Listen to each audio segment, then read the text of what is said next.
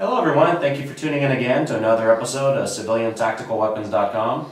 Today's episode is actually going to be about concealed carry on campus. And I actually have Mark No here from he was the campus leader here in Collin County Community College, which is located here in the Dallas-Fort Worth Metroplex. And his website, the national organization is actually www.concealedcampus.org. And this is definitely an issue that is real dear to my heart when I was willing to do anything to support this particular bill. In Texas, we have SB 1164 is actually going through the Senate. We have a House bill, which is HB 1893. So this is actually something that's actually proceeding here in Texas, heading towards the law books, hopefully. And my whole opinion on this is I'm a big proponent of it. With that, talking about safety issue, a lot of people, their argument against this is, well, campus police, campus security, this is a responsibility for them. What's your thought on that whole thing?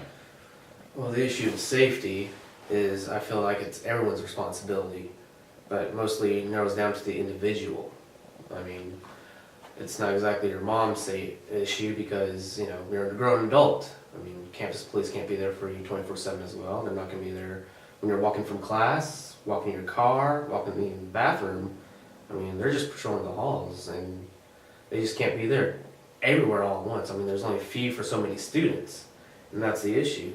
And also, they would recommend you see something, suspicious or dangerous, run away. Well, the issue is, what if you have those students that have cerebral palsy or disabled students? I mean, they can exactly run away. I mean, they're disabled. Now, what about people say this is, this may be a distraction to learning? We're talking about, hey, maybe I'm a student, I've got a gun on campus, I'm reaching for my books, digging for something in my bag.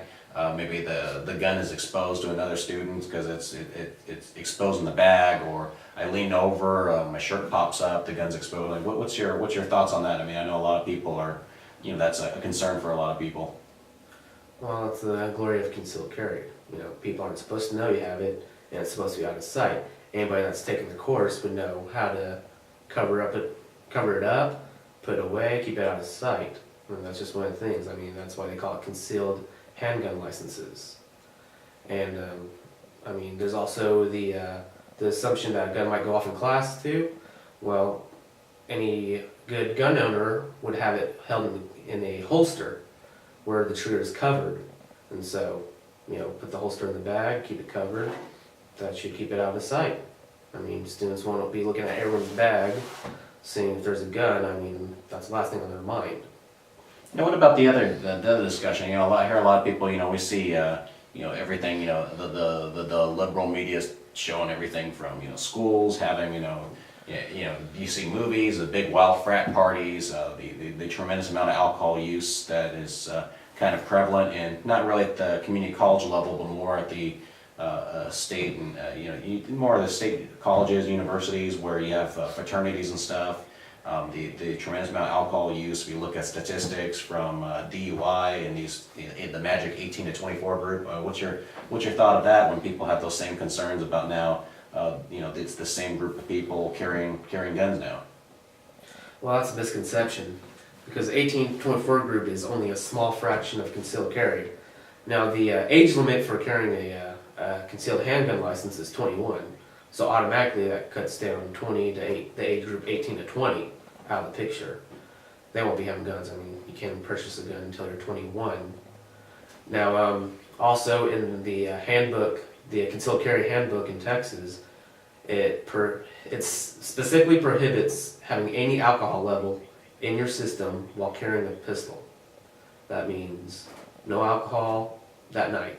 If you're going to go out and drink, leave it at home, lock it up, go out and have a good time, safe good time. Recently here, 2020, which is not exactly known for having correct information, did a whole special called "If I Only Had a Gun," which when I initially saw this, I thought this was going to be an interesting video, segment, maybe talking about, giving some interesting facts when it kind of looked like a really bad science experiment. I mean, what's your What's your thoughts on that video? I mean, what are your comments on watching that special? The experiment they had on that special was completely flawed.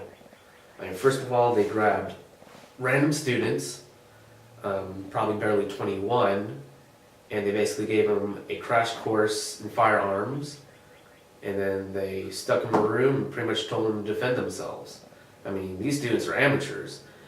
CHL holders are people that have experience in handguns, they know what to do with it, they know how to use it, they know the safety aspects. I mean, the person that had the most experience in there was probably the kid that played airsoft. Now that's a whole completely different thing because airsoft is pretty much a toy. I mean, it's a simulation, but I mean, you're shooting plastic pellet. Now, I mean, they're also all amateurs, and the experiment consisted of them having huge helmets for safety, long white t-shirts that go halfway down their leg, and holsters that are put at 2 o'clock, which is a very bad spot because not very many CHL holders I know would put a pistol right there because it reduces your mobility, and when you sit down, it's not very comfortable, and it's almost impossible to draw. And in the experiments, that's where they put the pistol. And the long shirt would also make it hard because the shirt's tight, it's way down there. It's not efficient to draw your pistol. And so basically what they did is they did a surprise at the end where this gunman came in the room, shot the instructor with these paint pellets, and proceeded to shooting the students. Well, the majority of the students got painted by the gunman, but all in all, that was a horrible experiment.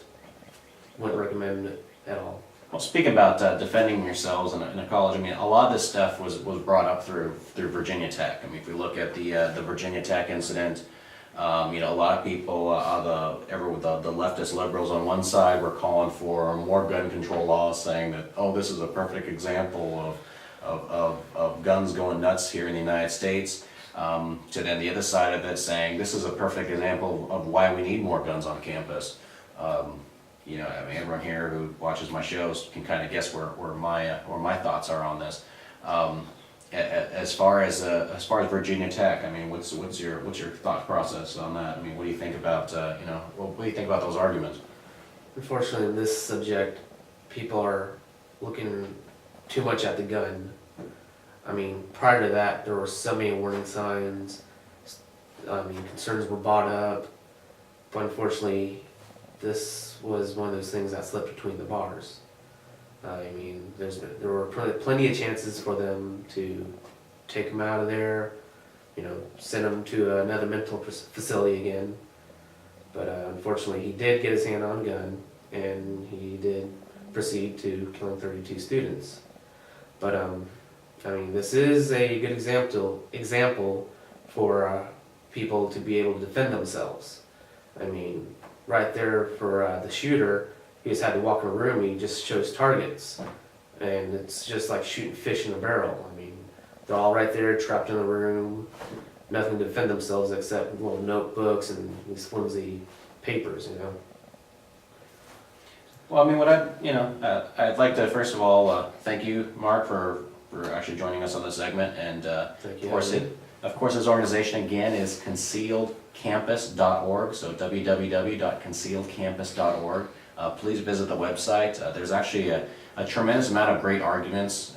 If you know, we actually covered a small fraction of some of the things that are actually mentioned on that website. But I'm a strong proponent of this. I believe that your Second Amendment rights and your right to self-defense doesn't end as soon as you drive onto the campus. So, I mean, I don't see any distinction of defending yourself while you're sitting in a movie theater, having dinner or whatever, versus you know, trying to get a higher education. I mean, I don't feel it's fair that someone should all of a sudden have to create a higher security concern for themselves just to be able to get a higher education. So with that, remember, if you have any questions, please email me at info@civiliantacticalweapons.com, and I hope to see you in next week's episode.